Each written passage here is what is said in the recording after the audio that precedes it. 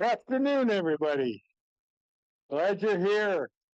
I'm Ken Winter. I'm president of Placer Earth Care Action, and I'm delighted to be able to welcome you here today.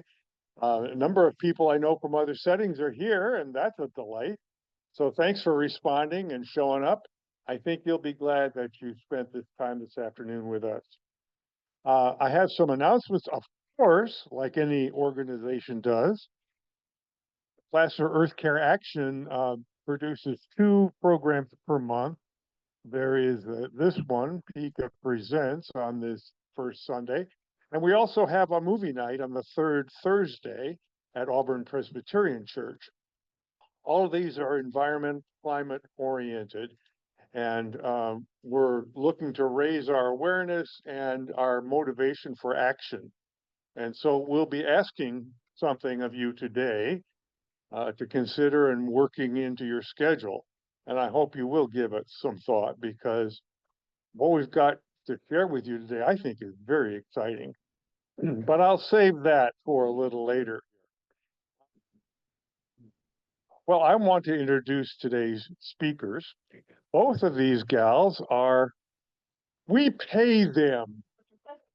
They are employees of Placer County, California.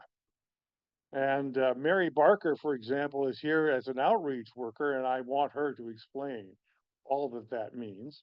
And the Janine Martin is here from the Environmental Engineering Department. So it's two different departments. It's not like one program that's just centered in one place. And at least according to Mary, that's kind of a neat thing because you meet other people in the big county government, and that's makes it a more pleasant place to work. We're going to talk about the Eat Well app. And we have multiple copies of a little flyer brochure, I guess would be the better term, on the back table. I'll be pressing one into your hand as you leave. So you be sure to have one to talk about this because we're going to need your help to really launch this well in the county. I'm going to turn it right over to you gals. Please use that mic so that people on Zoom can hear you. And we will try to hear from the Zoom people also so that this becomes a wider conversation. We're even hoping to have a special guest from Australia, but we'll see if we can make that part work. Glad you're here today. Let's begin. Hi. Okay, it does work. My name is Mary, and again, we do want to thank you so much for coming today and hearing us out on our little presentation on the Eat Well app. I work for the Health and Human Services Department, specifically the Human Services side of things, with the CalFresh, CalWorks, Medi-Cal, housing, all of the human services programs. I do outreach. I work with the community-based organizations. I have a team of 3, so there's actually a total of 4 of us, and we go out in the community. We work with organizations like the Gathering Inn, Placer People of Faith Together, Stand Up Placer, a lot of community-based organizations, so that they understand what's going on with our programs. And so I'm here with Janine today, and I'll let her introduce herself. Hi, I'm Janine Martin. I'm with Environmental Engineering. So it is a pleasure to work with Mary, someone I don't normally work with. Environmental engineering is typically solid waste and sewer. So very different from what Mary does in the day-to-day. I do a lot of regulatory compliance work. I do environmental review for projects that we're undertaking in our department. Such as, sewer work and that kind of thing. Yeah, very different from what Mary does on the day-to-day. So we're here today to just talk about the Eat Well app. And we'd kind of ask you guys to save your questions till the end, if you don't mind, so that we can get through the whole presentations, because maybe we'll answer your questions along the way.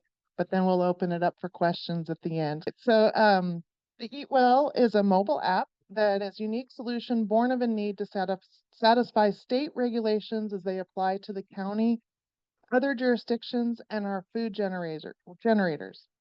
As it turns out, this solution puts good food into the hands of those who need it. And while we're at it, while we're at it, and a rare multifaceted win. Why are we here today? We are here because we could really use your help getting the word out about this app. So as you are all thinking about, as we go through the slide presentations today, think about your friends, your family, your neighbors, people that might be able to really help promote the app. So a little bit of background. I'm not certain how often that we can say that innovation is born of a need for regulatory compliance, but here we are, a pretty unique spot to be in. Specifically, the driver for this innovation was SB 1383. It's a state regulation that has to do with organic waste that you may or may not have heard of.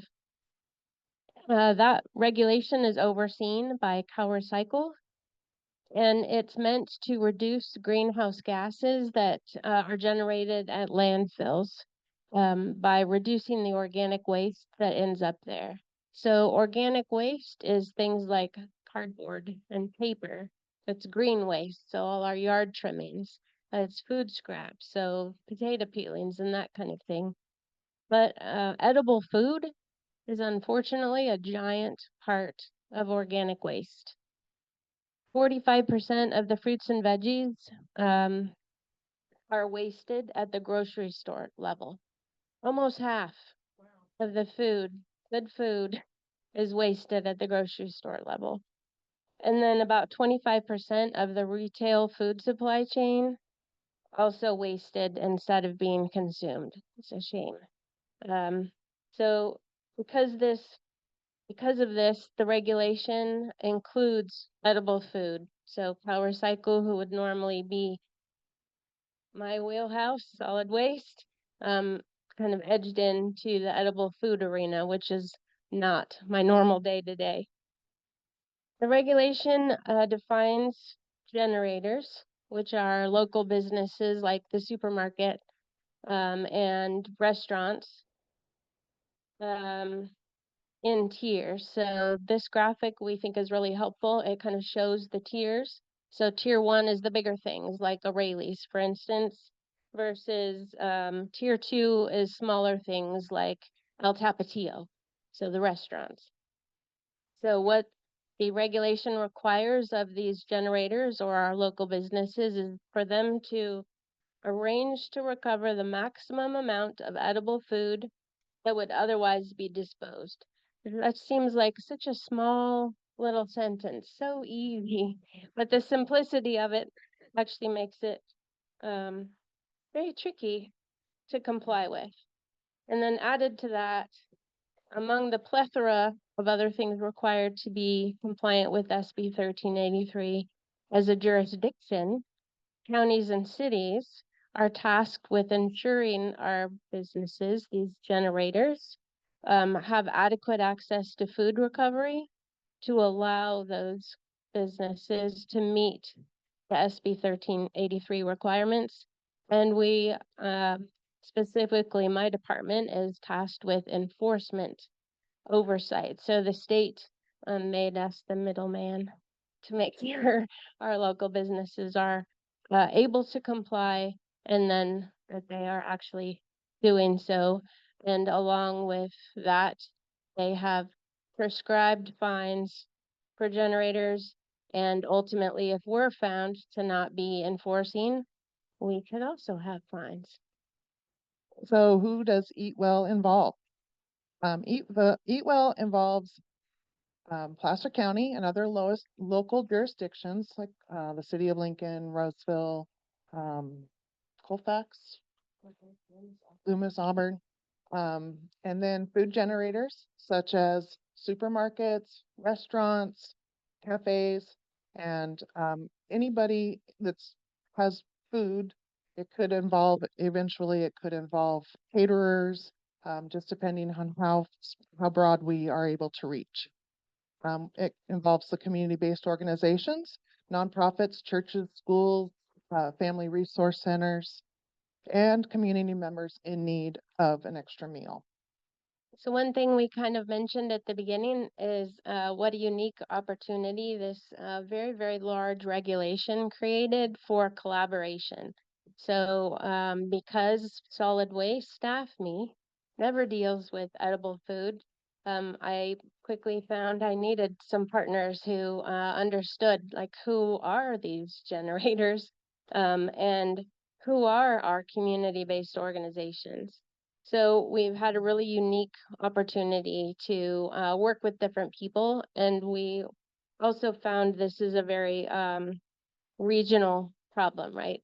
All the jurisdictions are required to do these steps. All of the generators that qualify for these tiers are required. So let's work together.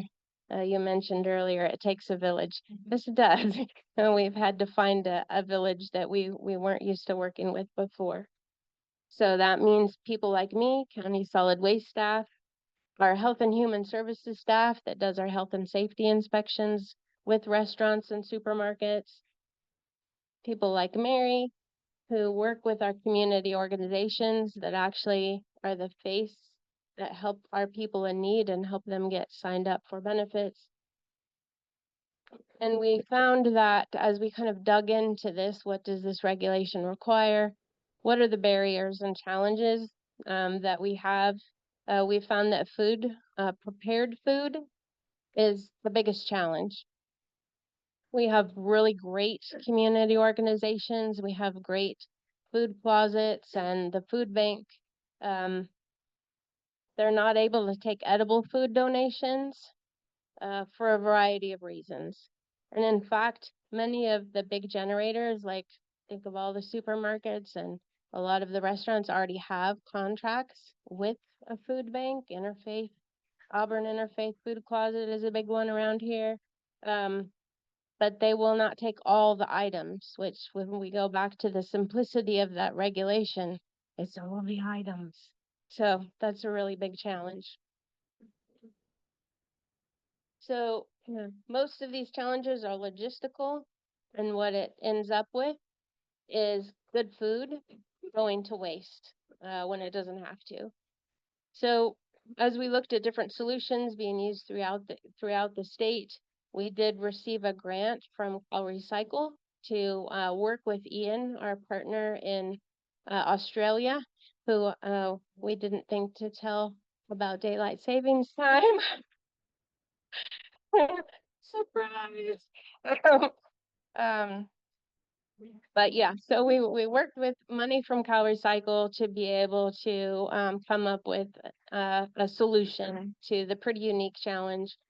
And then like to think about Eat Well as a really big picture community solution, right? There's all these problems. There's jurisdiction compliance, there's generator compliance, for our businesses, and then working with our community organizations to actually get the food straight to people in need.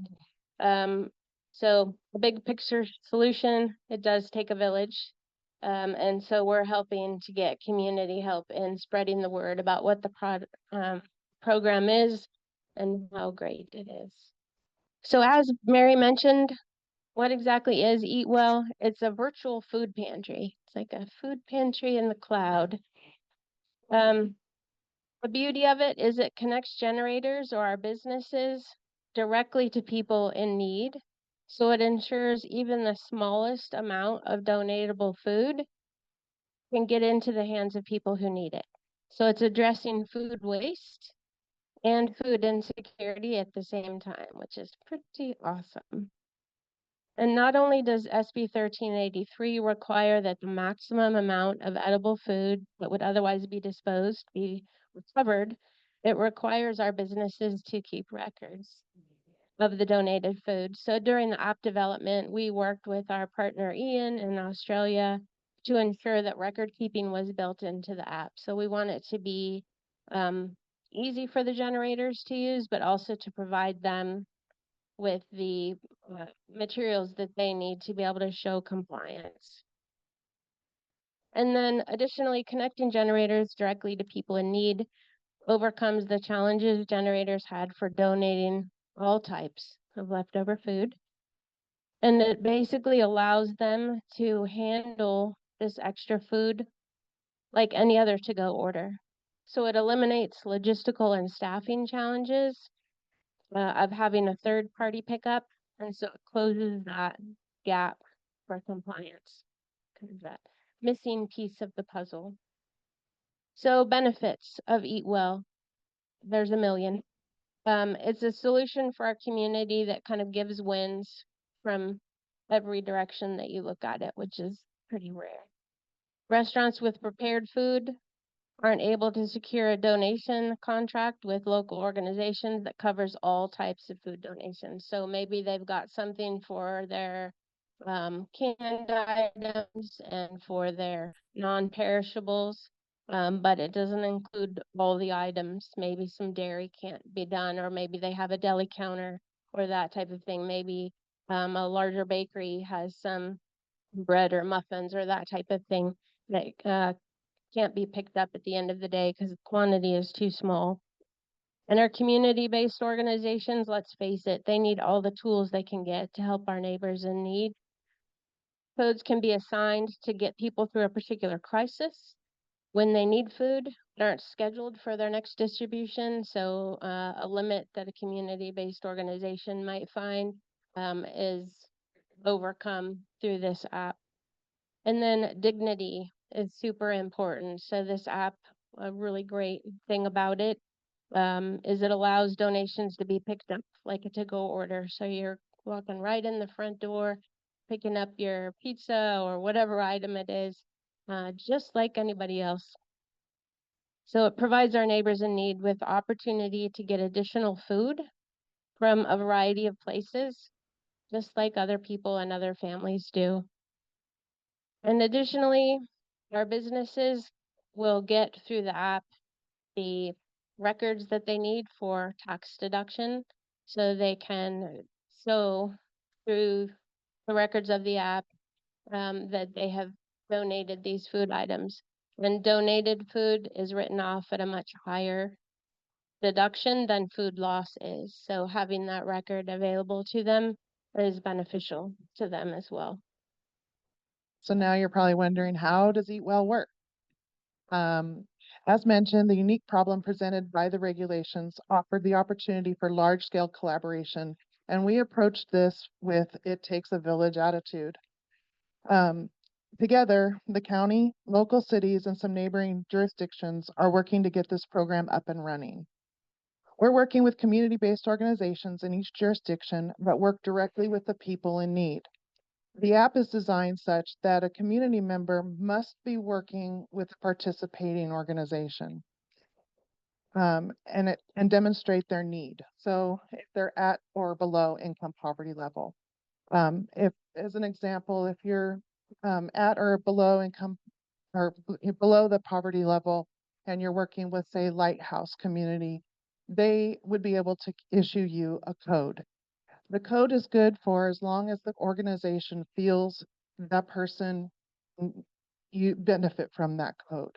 So it could be a month, it could be a week, it could be 3 months, just depending on that individual's need.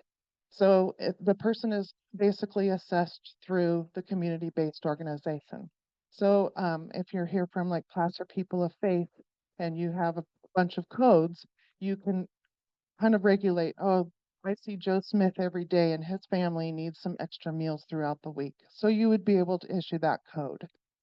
Then Joe Smith comes back 2 weeks later and he's doing great. He's got a great job. Everything's great. Then you can end those codes because he no longer needs those. So that person, it's not through the county. It's just through community-based organizations. The community member just downloads the app and enters a code. They get the code as soon as they sign up. They get a code to enter into the app, and that code is good for as long as the organization allows that code. So when they download the app, they enter their information. So if they're a family of 4, they would enter that at that point. Then they're allowed 4 meals a day. So, and they can go to different places. If they have a kid in high school that's just down the street from one of our participating restaurants and needs a lunchtime meal, they can go get that meal. And the parents could get a different meal at night or however, or, little Betty doesn't like Chinese food, but the parents want Chinese food and it's posted on the app. Then they can go to multiple different places. They're allowed those 4 meals a day, and then it resets the next day.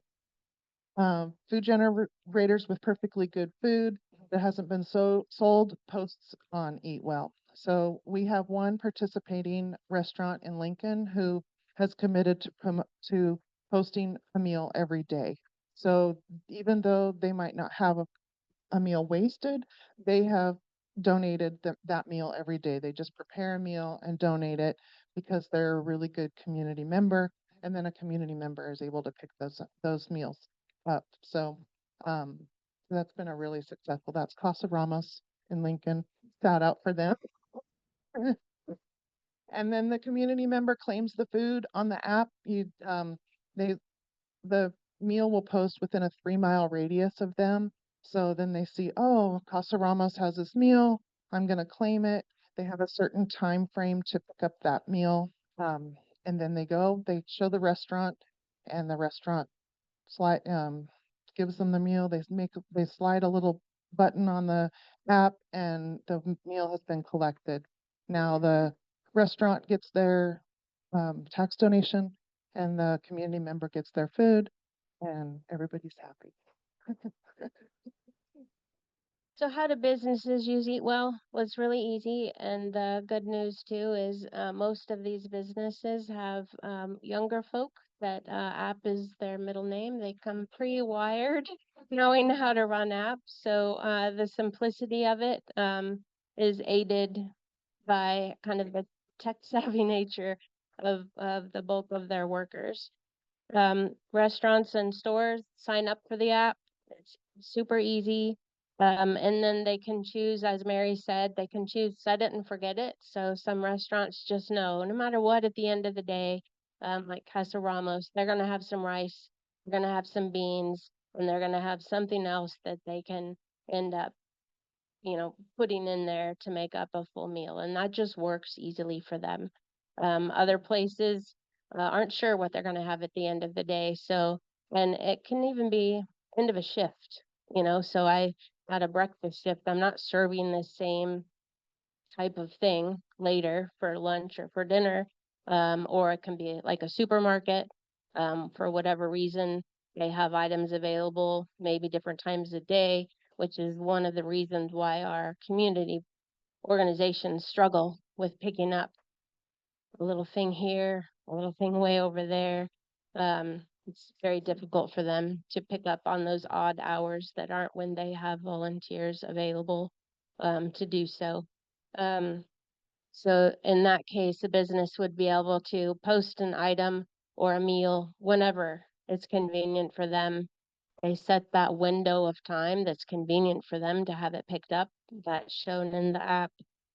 And then once it's posted, they'll have it ready as a to-go order. They keep it just in the same place they keep all their other orders. They're not having to find a place to keep it at temperature or lower it to temperature or a special place in the big freezer. They're able to handle it very simply. And when the person comes in and claims the meal, that solidifies their record that they'll give to their tax professional later for tax preparation and donation purposes. How CBOs use Eat Well, I kind of already went over this because I got sidetracked. I get excited. Again, the community-based organization just signs up. They get a list of codes, and then they can give those codes at their discretion to the community member in need. So it's very simple, very easy to use. And again, the community member, they are able to just download the app, work with the community-based organization, get their code, and go pick up their food. It's typically in a 3 mile radius that we're trying to get enough restaurants on board to be able to, provide that service for our community. How community members claim a takeout meal, and I kind of already went over that. They just on the app, actually, if you want to go to is the next slide yeah. So here's what the app looks like, and it'll be posted with, the little cheeseburger, that's, the restaurant. It'll post on there and they'll be able to see the meal, that there's a meal there. They claim it. They get a specific amount of time. And then once they pick up the meal, they just slide the little slide and they've claimed their order. Again, very simple. Eat Well is up and running. The community-based organizations, we have a few of them on board, and they're excited to have the additional tool in their belt. And we're working hard to get our generators or businesses to sign up so we can really see the program thrive. Currently, we have several on board in Truckee, Nevada County, Placer County, and Lincoln. Rayleigh's has recently signed up with one of our local stores, and they plan to expand in January. We're gaining ground with generators. To date, we have 8 generators and 5 community-based organizations. Our generators have donated 62 meals, and we're gearing up for this. We've been gearing up for this presentation so we can help get the word out to more generators, because that's where we're still a bit harder to get the restaurants to understand and sign on. The community-based organizations are my role, and they're very easy to work with. So they, definitely want to help our community members. So that's what we're here today, to just kind of get the word out, help you understand the app, the importance of it, and really get it promoted. We're really hoping that you're inspired by what this app can do and how it can connect our community. It's kind of funny to think that a tech solution, an app, would really bridge the gap by helping our local businesses feel connected again to our community. This is a way for them to not only have compliance with 1383, it also helps them feel connected. So they're helping their local community members in need, and what a cool way to do it. And it's kind of funny that it's through a tech solution to kind of get back to how communities used to be, where it was neighbor helping neighbor, and you were really more connected and you knew who was in need. So now it's been really fun working with departments that I haven't worked with before, working with local communities, the cities in Placer County. Also reached out to friends in Nevada County and Truckee, because hunger doesn't know where the lines are. People don't know where the, community lines are drawn on the ground. It's down there somewhere. You can't really see it.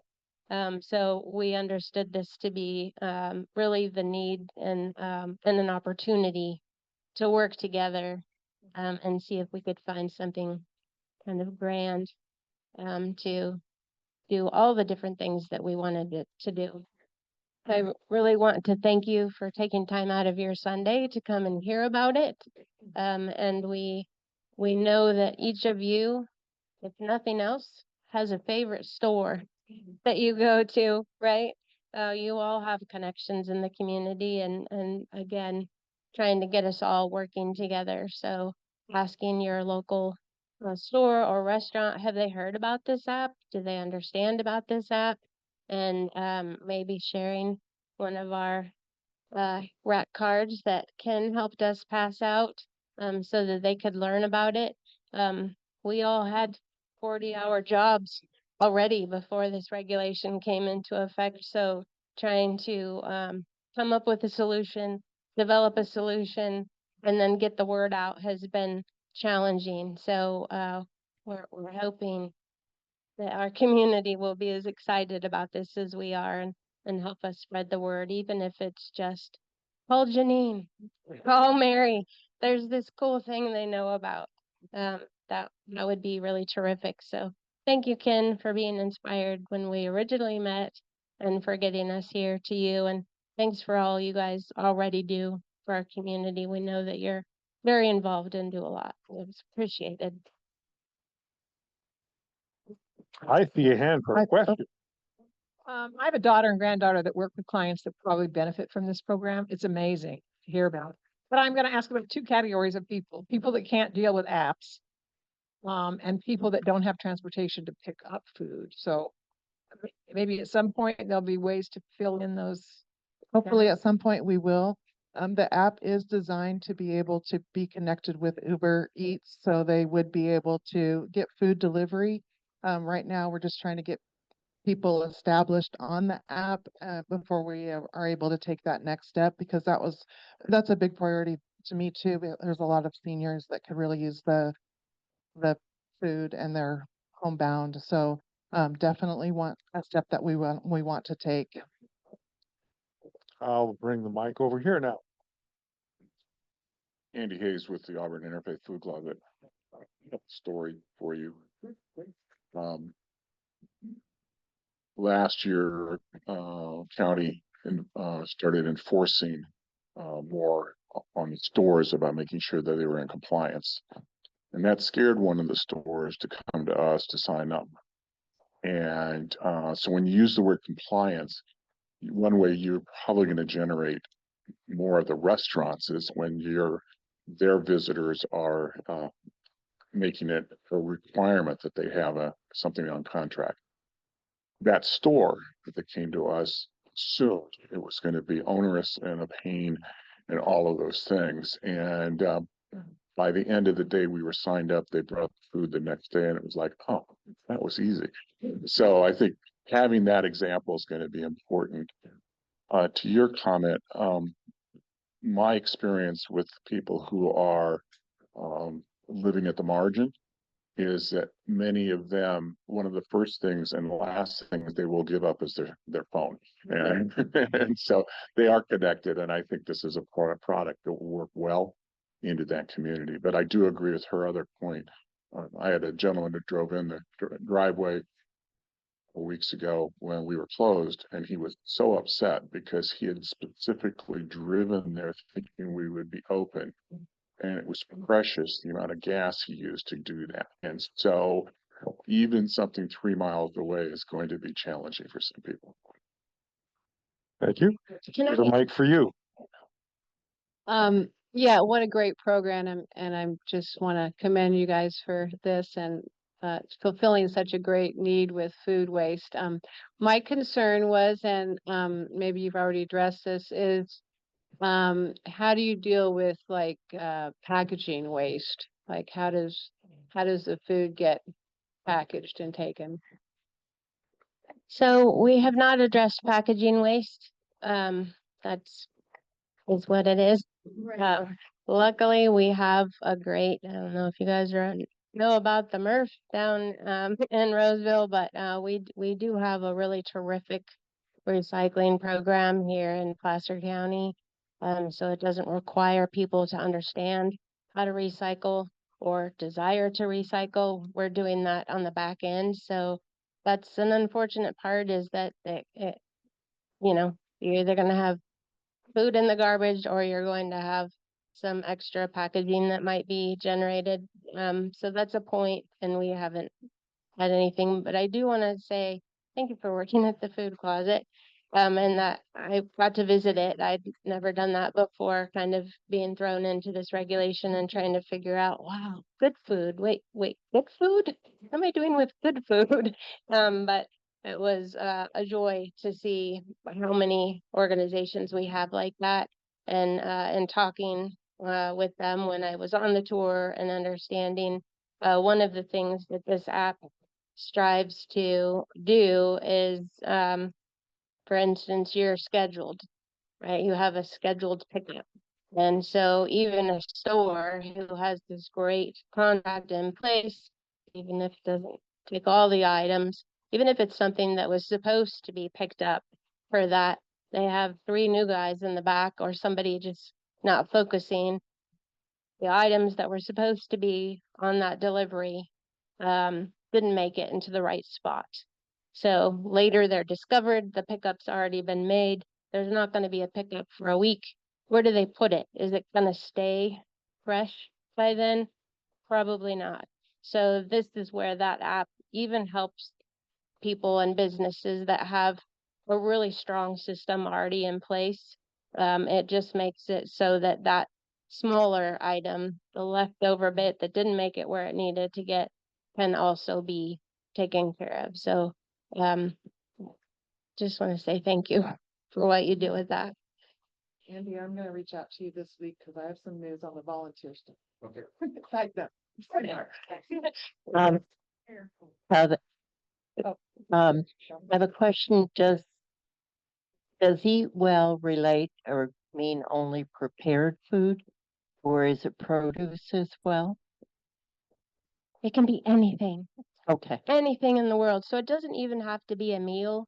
I mean, I love the idea of everything being a meal because that's complete, right? But the goal of 1383 is to keep all of the food items out of the trash. So it could be, some of those pre-prepared bags of apples at the supermarket.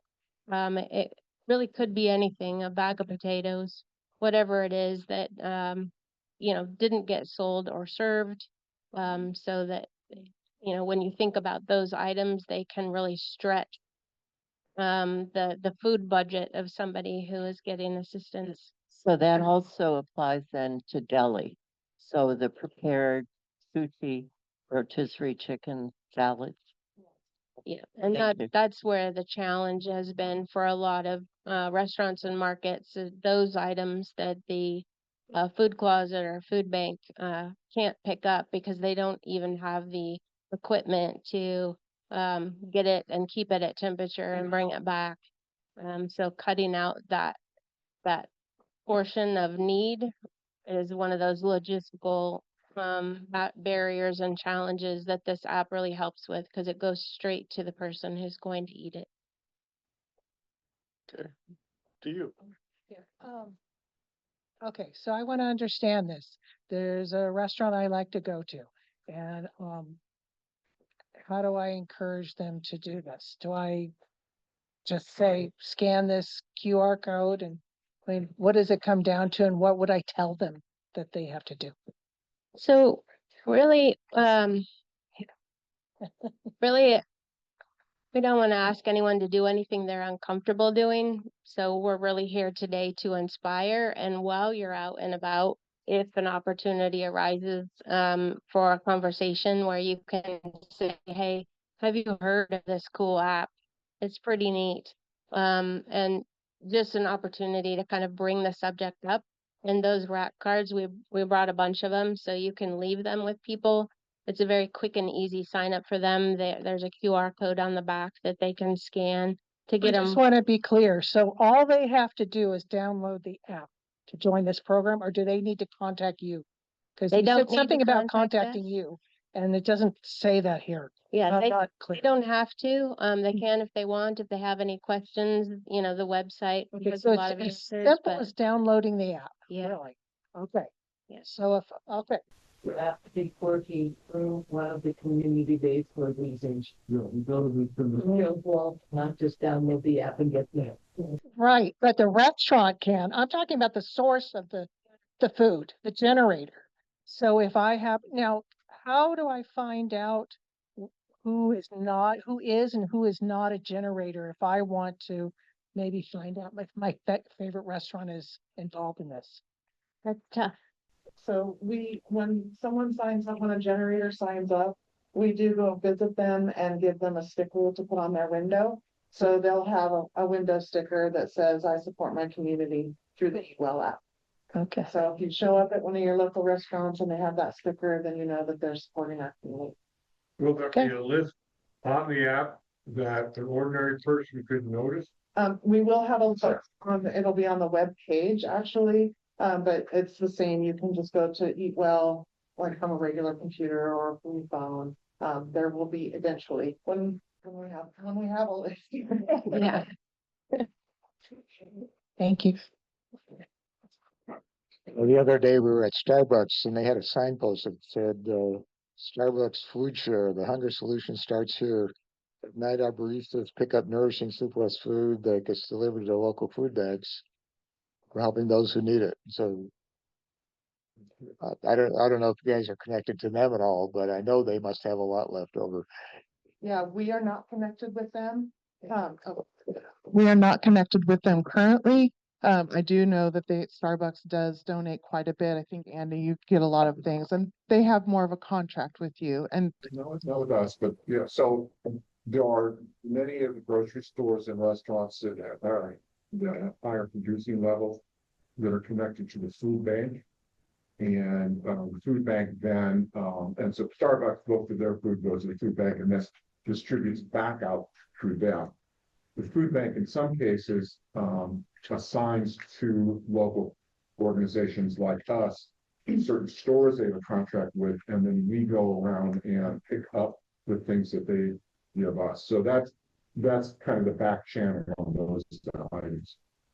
yeah, and so this app isn't to replace any of that. It's just more your already prepared food, your already prepared meals that a food bank can't take. Yeah, one comment on the deli. We do receive prepared deli items from the grocery stores, but they package theirs with dates of when they were produced, when they should be consumed by. And so we have that. One of the challenges for many of the restaurants is that they wouldn't have that capability to package and label. If they did, we would consider being able to pick up from them. Panera's Bread, for example, we do pick up food from because we can go and pick it up and we can schedule it and if they receive volunteer. But if this takes off and it puts it directly in the hand of people in need when they're hungry, I think it's a great approach. Thank you. To you, Barb. Just wondering, you said that they would get penalized for having too much organic waste. Has that already started? It seems like that would be a pretty good incentive to. So Placer County is a pretty business friendly government. So we have not fined anyone yet, and we've been working on kind of a coach to compliance part. This reg is giant, so it's taken a long time for even my little division to read it all. It's really, really big and it's very complex. So even just coming up with an enforcement plan was, a whole huge undertaking. So we haven't enforced on anyone yet, but we will have to. So right now we're trying to get them to understand, that this is something that can help them and trying to help them understand, the unique situations where they might think we're covered. We've got a contract, they come pick stuff up, we're good to go. This, the kind of the new stage that we're out is kind of drilling down on, okay, you're actually pretty good. You're not good, but you're pretty good. But here's the tool that you can use and here's the benefits to it. So that's where we're at. We haven't fined anyone. We'll work really hard to keep from finding people because ultimately that doesn't stop greenhouse gases at the landfill, nor does it feed anybody. It's just a fine for a fine. So it could potentially help people be a little bit more motivated to comply, but we're taking a different approach at the moment. And one thing I'll mention too is we're hoping our local community organizations that already have contracts with people, that someone they can talk to. You're already there picking up food from them, hey, do you also know this other tool is available? So that's another point of contact where you could share this other tool that they have available to them. Zoom. Another note on that is that even though a lot of the bigger restaurants have to comply, a lot of the smaller restaurants don't have to comply yet, but we're still reaching out to them because they still have food waste. So it's an incentive is just to remind them that there's a tax write-off for them too, and to be a supporter of the community. And they'll get a sticker. Let's hear it for the sticker. You're next. So the generator is in touch with the community-based organization. That's where the connection happens between the generator and the distribution. The generator is not in contact with the community-based organization. The community-based organization acts as their own. They get the codes, they give it to the community member. the community member then can go to the restaurants. So there doesn't need to be a connection between the restaurant and the organization. Okay, how does the organization get their codes for distribution? They just sign up on the app, and I do have some of those flyers as well. A little quick start guide, and I'll leave them on the back counter too, if you want to grab some of these. And I don't believe this is, churches are not community-based organizations in terms of being able to facilitate this distribution. You can definitely sign up as a church and facilitate it. Yes. You just need to have somebody in your organization or in your church that is willing to kind of keep track of those codes and be working with that family. So then when you see that family succeeding and not really needing those meals anymore, then maybe, you would end those codes for them. It seems to, I'm not sure you're doing this, but it seems that the environmental health specialists would be great salespeople because usually I used to work with them and they are police. And it'd be nice if they had a job that was very supportive of businesses rather than being the enforcers. Do you currently have environmental health specialists who go out at least once a year to inspect? We Working do. with you? So part of our It Takes a Village mindset, we have roped in our partners with environmental health because they're already going to our generators to do health and safety inspections. So while they're there, they're doing a 1383 inspection, and there's, as I've said, it's a big code. There's a lot of requirements in it, but so they're going through a checklist for us that shows like, okay, yes, you have a contract. Does it include all the items? Does it say what's your schedule, your interval for pickups? All these different kind of components that they have to be able to demonstrate.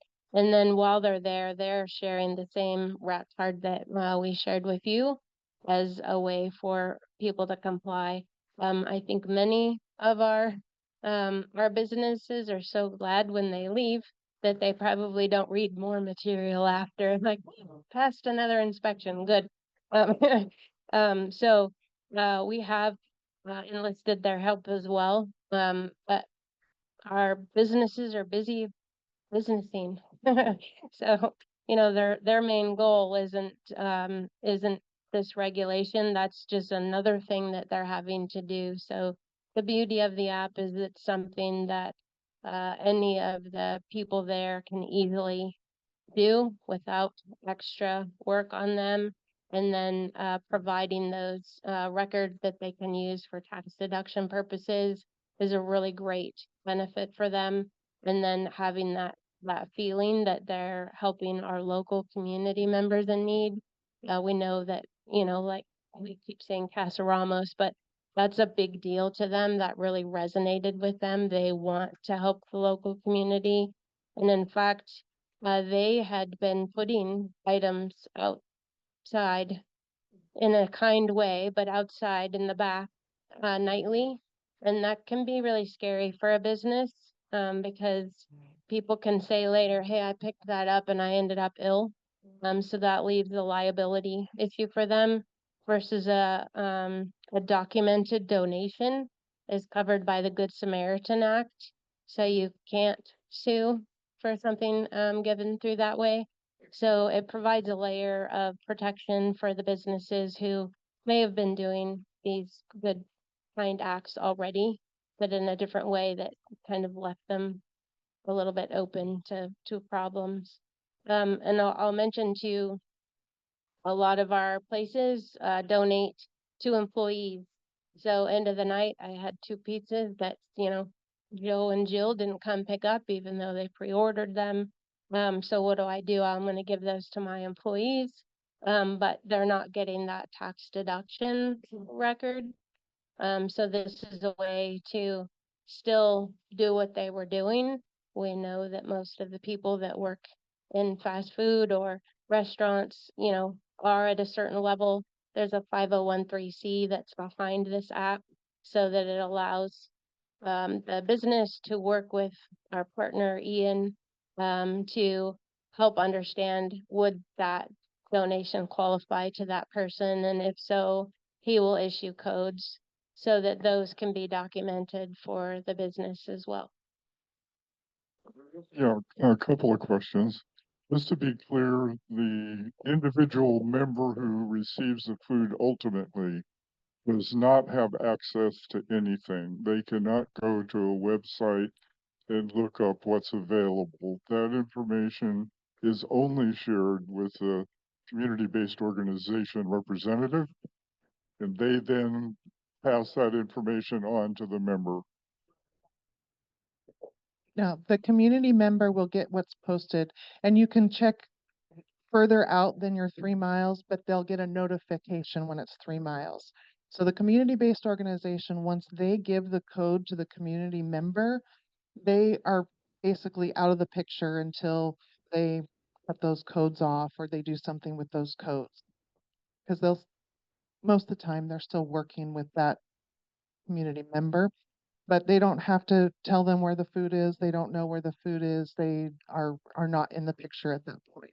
The community member will get the notification within a 3 mile radius, but they'll also be able to see all the restaurants that are providing food that day. So if they're not in their normal 3 mile radius, they're at work in Roseville and there's a food and they can pick it up on their way home back to Lincoln, they would see that notification and they'd be able to claim that meal.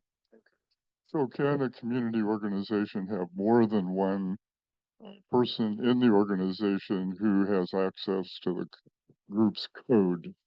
Yes. Okay. And then, does your department, either of them, have a person who is assigned the responsibility of continuing to contact restaurants individually to encourage them to sign up?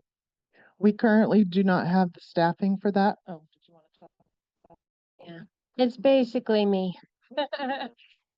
Yeah, so, yeah, as, you know, solid waste, so how recycle regulations are typically mine. Hooray. But, most of that regulation, which again is giant, is mine I do all the record keeping, I do all the reporting for it, so ultimately, we've always felt like, that, I need to work on the generator part, but again, I don't have those relationships, so I'm trying to get our environmental health department to help where they can, but ultimately their main job is inspecting, so it falls on me. So here we are. I'm asking for help. But as far as Mary goes with Health and Human Services, she's connected to our community organizations. That's really her piece. So I'm the one that is really mostly asking for help today. Do you have a piece of paper that can be given to a restaurant owner that guarantees or states in summary the Good Samaritan term? I was at a breakfast 2 days ago, and there was an incredible amount of food left afterward, some of which could have been packaged individually if they chose to do that, so it would qualify for distribution. But the person said, we can't do that because of liability. And I said, well, I represent an organization and you're giving it to the organization, therefore you are covered, and our organization takes the liability to pass it on. So if there is such a piece of paper, it'd be nice to be able to share that. We do have that information, and it is on the environmental health website because they are the health and safety piece of this, so they have that kind of already on there. And it is an unfortunate, people remember from long ago, and they don't know that the times changed and that there's this new law that's in effect, and that law has been in effect for a long time now, but kind of the myth keeps getting Yeah. yes, recycled. Yeah, the one thing I don't want recycled. And lastly, no, shut up. Having worked for the food bank, we've dealt with the issues of restaurant large quantities that have to be transported in a hot truck or cold truck. But in your instances, dealing with, say, a supermarket that has a delicatessen, let's say at the end of the day, they have half a case of bananas, they have potato salad, they have soup.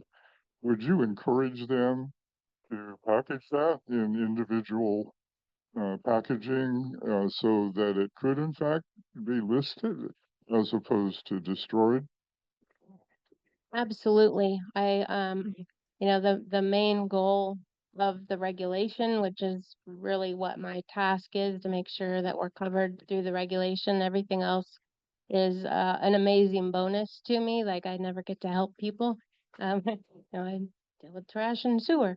So this has just been a joy for me to be able to include this really cool aspect to it. But ultimately, 1383 is organic waste should never be going to the landfill, and good food should always go to people. We have way more people in need than we could ever satisfy. So yes, I mean, anything that they can do. And I would say even doesn't necessarily have to be individual servings. I mean, they could package it up as family sized, however they want to do it.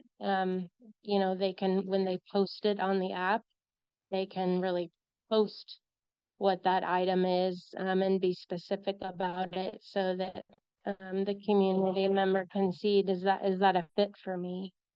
So I would always encourage them to find someone that needs it to eat it first. And the app is flexible for the restaurant or store to do that. They can either just sign up so that they automatically donate, or they can go in and specifically list what they have to donate. So do you see a time when, it'll get to size and then three people will show up to get the same food that's already gone?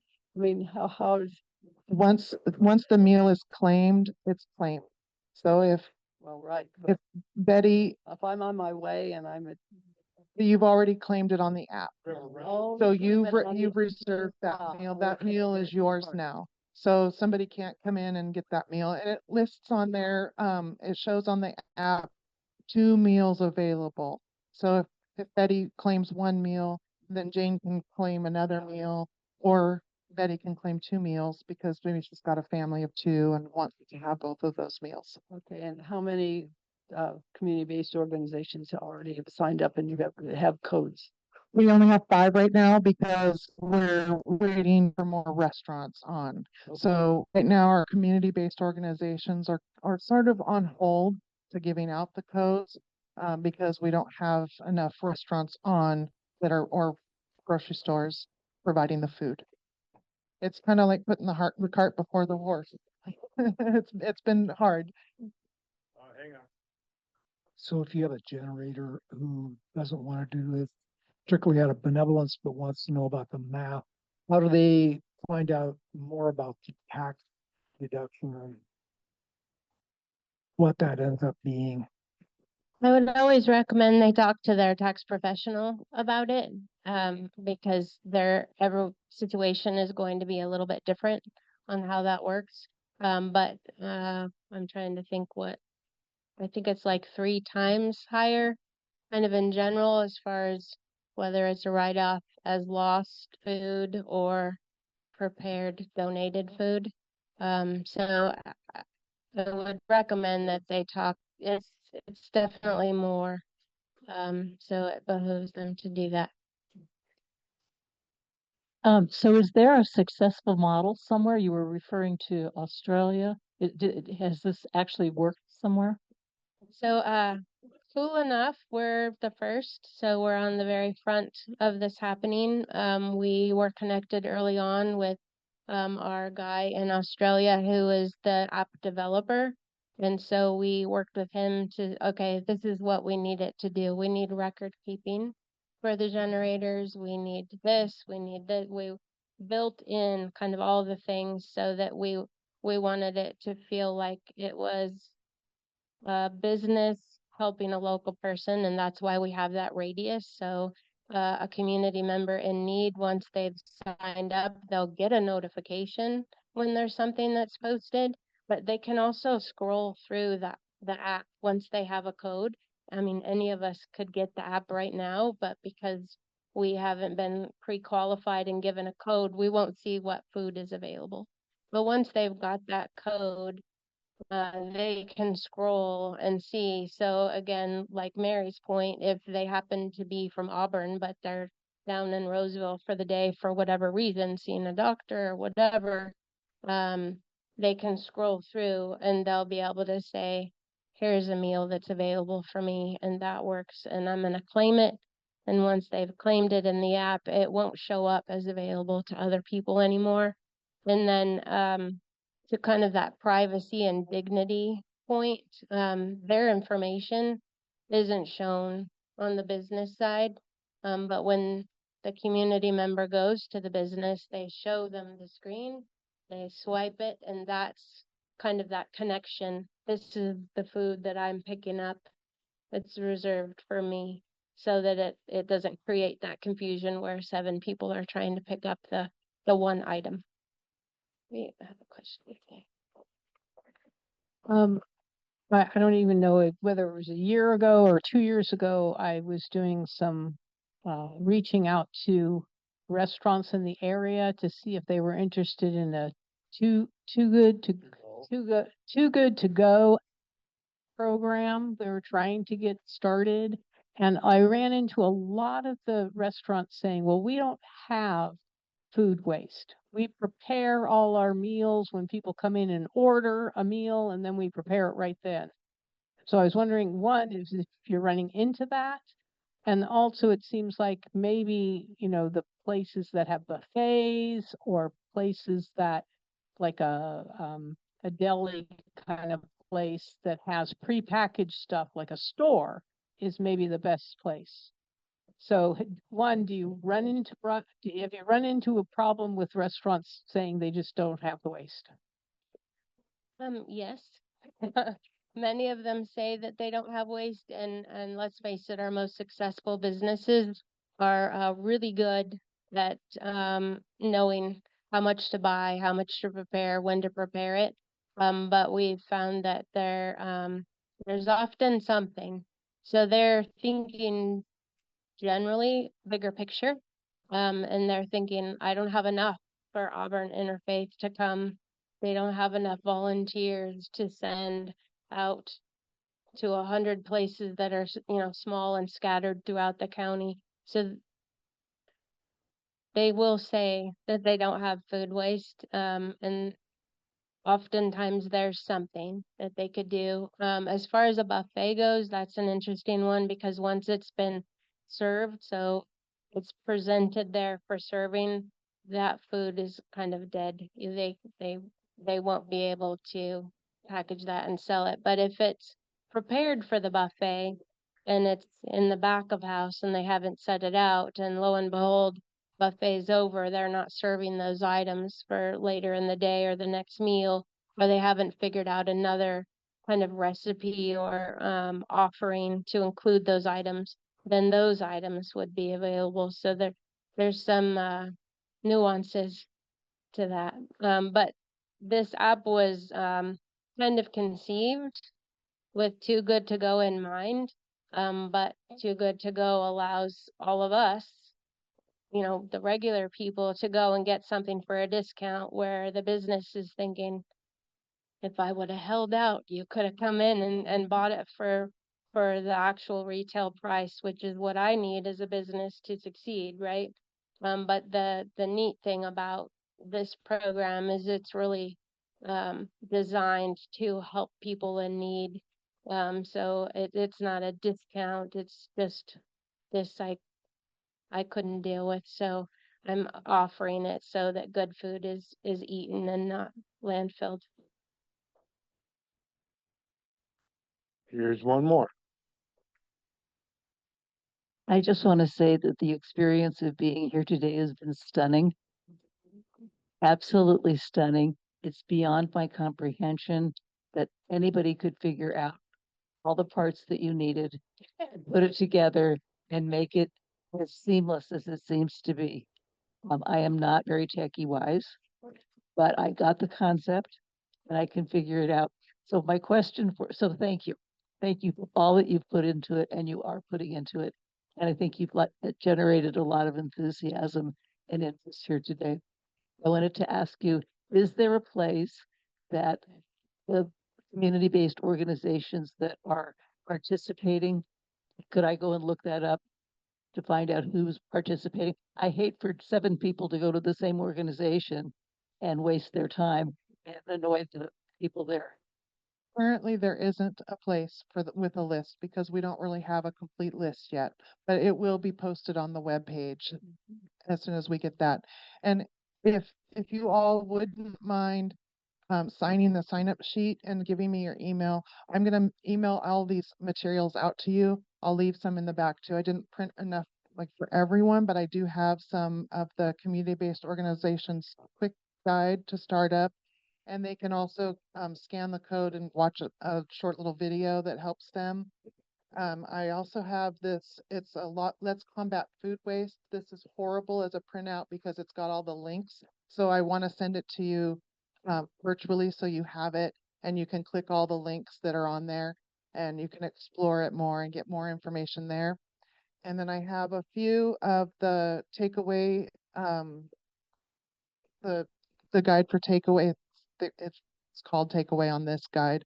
This is for the merchants and it has the links as well. So I'll send all of this information to you if you'd be so kind to leave me your email. And then our email is on the presentation. We'll share that as well. And if you guys have questions, feel free to email us at any time. If it's, Saturday or Sunday, you won't hear back because we are county workers. But email us, have your friends email us, have your restaurants email us with questions. Feel free to share that information out. We can, and I can include a list of who has signed up currently for you too. So you'll have that. It's not a very big list, but we're getting there. With your help, it's going to grow and we'll be able to post it. I first met Janine and the presentation she made, City of Auburn Sustainability Advisory Committee. When I heard about this, I about came out of my chair to get over to you because of all the connections. For me, the methane prevention was the signal reason to do this. And then they got all the rest of this stuff to feed people. How would we not get behind that? So I will be standing in the archway here to give you copies and to direct you to put your name on the email list so you can get this wonderful information, which we will now thank these gals again for. We thank you very much, and we really appreciate all of you here today and supporting the goal that we have to connect everybody to food. Thank you. Thank you also to our tech crew, and we're glad to have you here. Thank you. Have yourself a good afternoon. I'll see you at the doorway.